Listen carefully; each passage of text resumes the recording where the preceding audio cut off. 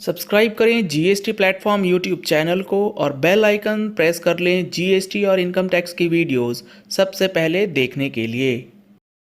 Good morning friends, GST platform के YouTube channel में आप सभी का स्वागत है। जी हाँ फ्रेंड्स, जीएसटी पोर्टल के अंदर जो नेगेटिव लायबिलिटी की समस्या थी उसके अंदर एक नया प्रॉब्लम जो है वो अब क्रिएट हो रहा है। वो क्या है, अभी मैं आपको पोर्टल पे दिखाने वाला हूँ। कई लोगों का ये सवाल आ रहा है कि नेगेटिव लायबिलिटी जो है वो हमने एडजस्ट तो कर दी है CMP 08 के अंदर, लेकिन अभी भी वो नेगेटिव लायबिलिटी का जो फिगर है वो पोर्टल से नहीं हटता है। ऐसा क्यों हो रहा है? तो आपको अब समझना होगा ऐसा हो क्यों रहा है, क्योंकि जीएसटी पोर्टल ने एक एडवाइजरी इशू की थी और उस एडवाइजरी के अंदर कुछ बातें बताई गई थी पोर्टल के द्वारा, जो कि हम लोगों ने अगस्त महीने की टैक्स मैगजीन के अंदर भी इंक्लूड किया था। अगर आपने अभी तक जीएसटी की जो हमारी टैक्स मैगजीन है जिसमें monthly updates related to GST and income tax आपको दिए जाते हैं, वो सब्सक्राइब नहीं किया है तो सब्सक्रिप्शन के लिए आपको नंबर्स स्क्रीन पे दिए गए हैं। इन नंबर्स पे आप कॉल कर सकते हैं, व्हाट्सएप कर सकते हैं और अपनी मैगजीन की सब्सक्रिप्शन जो है वो करा सकते हैं, जिससे आप हर महीने नोटिफिकेशंस और सर्कुलर्स के जंजाल से बच जाएंगे। अब यहां पर आप देखेंगे तो इस टैक्स मैगजीन के अंदर हमने solution of negative liability issues in GST common portal के बारे में कुछ चीजें बताई थी जो कि पोर्टल ने एडवाइज किया था। इसमें बताया गया था कि जो एसएससीज हैं जिनको सीएमपी 08 फाइल करने में परेशानी आती है बिकॉज ऑफ नेगेटिव लायबिलिटी, तो करना क्या है। अब यहां पर प्रॉब्लम को समझने से पहले ये देखिए कि ये हो क्यों रहा है। तो ये जो एरर आ रही थी, ये एरर इसलिए आ रही थी क्योंकि आपने टेबल नंबर 6 के अंदर फिगर्स जो है नहीं पुटअप किया है। अब प्रॉब्लम का सॉल्यूशन जो पोर्टल ने दिया था उस सॉल्यूशन को इंप्लीमेंट करने के बाद एक नया प्रॉब्लम जो है वो क्रिएट हो रहा है और उस प्रॉब्लम को देखते हुए ऐसा लग रहा है कि ये प्रॉब्लम तो सॉल्व ही होने वाली नहीं है। समझिएगा ध्यान से क्या हो रहा है। सॉल्यूशन क्या दिया गया एडवाइजरी के अंदर कि if table 6 of GSTR4 has not been filed due to oversight, a GST complaint ticket may be raised to nullify the amount।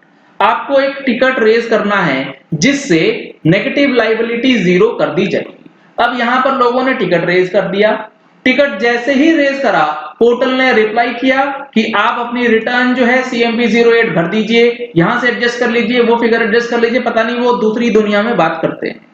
अब यहां पर हुआ क्या, लोगों ने जुगाड़ बैठा लिया। लोगों ने जुगाड़ ये बैठा लिया कि आपको CMP 08 के अंदर जो फिगर्स डालना है उस CMP 08 का जो लायबिलिटी सेक्शन है, मैं पोर्टल पे लिए चलता हूं, पोर्टल पे देखते हैं क्या हो रहा है। अब जब आप CMP 08 फाइल कर रहे थे, क्योंकि जनवरी टू मार्च की CMP 08 लोगों की पेंडिंग थी, तो लोगों ने क्या करा, जनवरी से मार्च की CMP 08 के अंदर जो ये टर्नओवर वाला पोर्शन है इसमें तो जो एक्चुअल फिगर्स है वो डाल दी, और जो ये टैक्स वाला कॉलम है इसके अंदर 19-20 का जो पेंडिंग टैक्स लायबिलिटी था वो इंक्लूड करके फिगर जो है वो पंच कर दी, रिटर्न फाइल कर दी गई 2021 जनवरी टू मार्च CMP 08।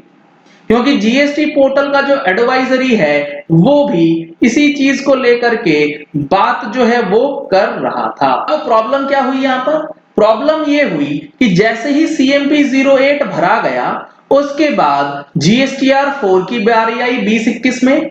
जब अपने 2021 के अंदर एनुअल रिटर्न भरने जाते हैं तो उसमें कहानी क्या बन के आई, कहानी ये बन के आई कि आपका जो टेबल नंबर 5 है इसका जो CMP 08 है वो ऑटो पॉपुलेशन होगा। अब ध्यान से देखिए हो क्या रहा है, जनवरी से मार्च 21 का जो CMP 08 भरा गया उसके अंदर 2021 का टर्नओवर देखिए क्या हुआ यहां पर। CMP 08 जो 2021 का गया उसके अंदर 2021 का टर्नओवर प्लस 19-20 का जो टेबल नंबर 6 में छूट गया था जिसकी वजह से नेगेटिव लायबिलिटी आ रही थी, दोनों को ऐड करके फिगर्स जो है वो डाल दी गई। तो अब GSTR4 का जो टेबल नंबर 5 था वहां पर 19-20 प्लस 20-21 दोनों का अमाउंट जो है वो ऑटो पॉपुलेट हो गया। अब जब बंदा जीएसटीआर 4 के टेबल नंबर 6 में आया तो उसने क्या पाया, उसने ये पाया कि मेरा टर्नओवर लेट सपोज 2021 के लिए 25 लाख रुपए। अब वो चाहता है कि ये जो टर्नओवर का अमाउंट है और उसके सामने जो लाइबिलिटी आ रही है, जो कि टेबल 5 में सीएमपी 08 से ऑटोमेटिक आ गया क्योंकि वहां तो मैनुअली फीड होना था। यहां पर अब रेट वाइज ब्रेकअप जब डालते हैं तो यहां पर जो अमाउंट आप यहां डालेंगे वही अमाउंट इसमें ऑटोफिल होगा और ये एडिट भी नहीं होगा।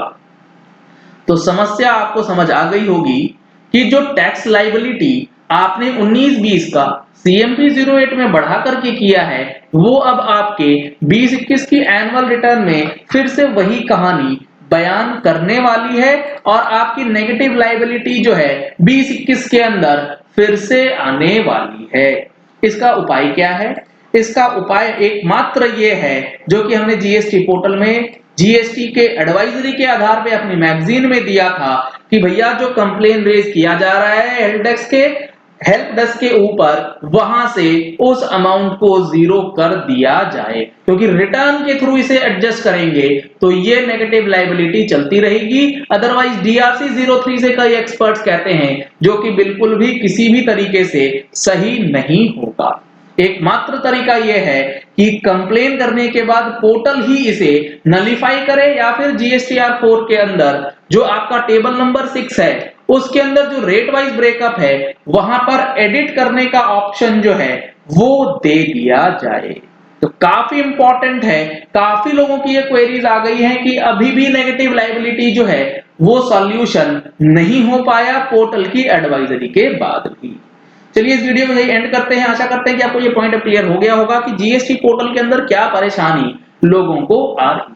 अगर आपने हमारे चैनल पे फर्स्ट टाइम ट्यून इन किया है तो चैनल को सब्सक्राइब करने के लिए नीचे दिया गया रेड कलर का सब्सक्राइब बटन है उसे प्रेस कर लीजिए, साथ में जो बेल आइकन है उसे भी प्रेस कर लीजिएगा ताकि वीडियोस की नोटिफिकेशंस आप तक रेगुलरली पहुंचती रहें।